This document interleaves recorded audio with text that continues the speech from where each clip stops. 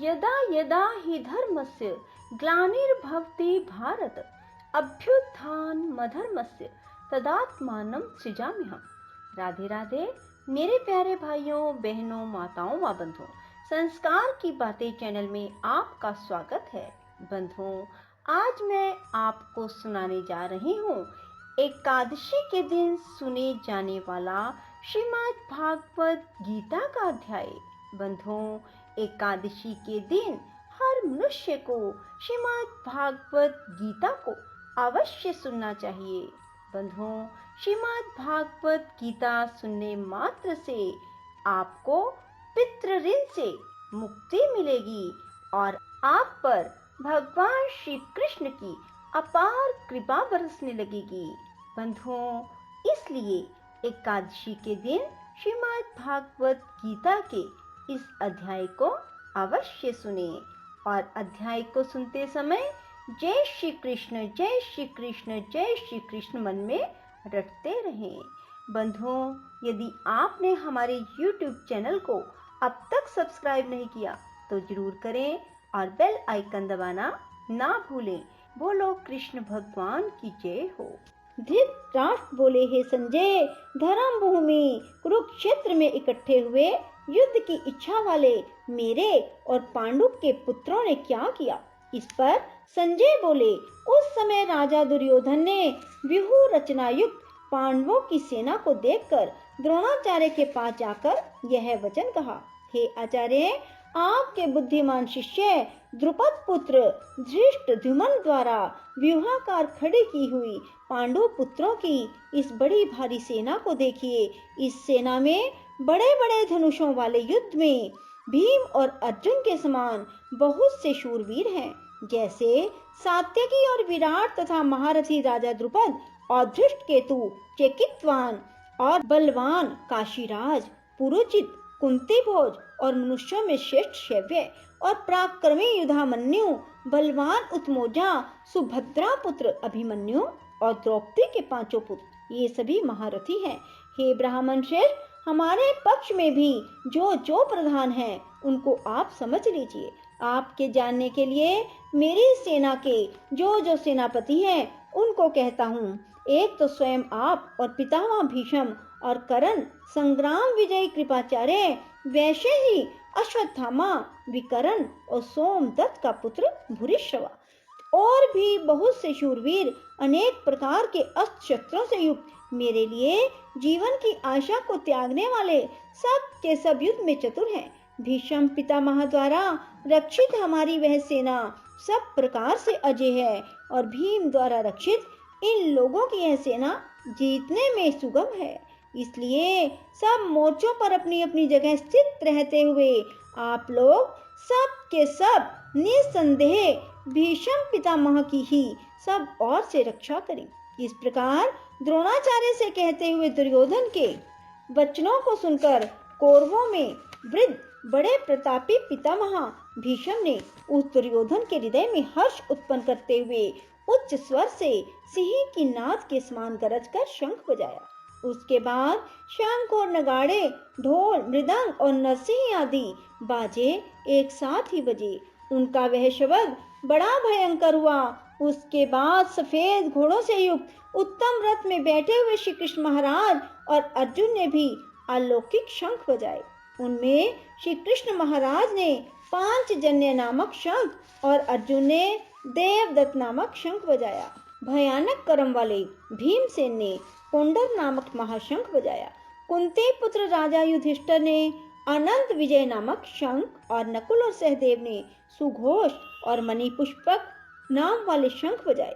श्रेष्ठ धनुष वाले काशीराज और महारथी शिखंडी और धृष्टद्युम्न, राजा विराट और अजय सात्यकी, राजा द्रुपद और द्रौपदी के पांचों पुत्र और बड़ी भुजा वाले सुभद्रा पुत्र अभिमन्यु, इन सब ने हे राजन अलग अलग शंख बजाए और उस भयानक शब्द ने आकाश और पृथ्वी को भी शब्दायमान करते हुए धृतराष्ट्र पुत्रों के हृदय विदीर्ण कर दिए। हे राजन, उसके बाद कपिध्वज अर्जुन ने खड़े हुए धृतराष्ट्र पुत्रों को देखकर उस शस्त्र चलने की तैयारी के समय धनुष उठाकर ऋषिकेश श्री कृष्ण महाराज से वचन कहा, हे अच्युत, मेरे रथ को दोनों सेनाओं के बीच में खड़ा कीजिए। जब तक मैं इस स्थित हुए युद्ध की कामनाओं वाले को अच्छी प्रकार देख लूं, उस युद्ध रूप व्यापार में मुझे किन किन के साथ युद्ध करना योग्य है।